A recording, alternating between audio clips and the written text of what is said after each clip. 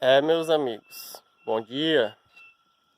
Quero mostrar para vocês aí o privilégio de quem é produtor rural, quem tem uma terrinha mais assossegadinha, longe de poluição sonora, longe de tudo, né, da cidade grande. Olha aí o amanhecer aí.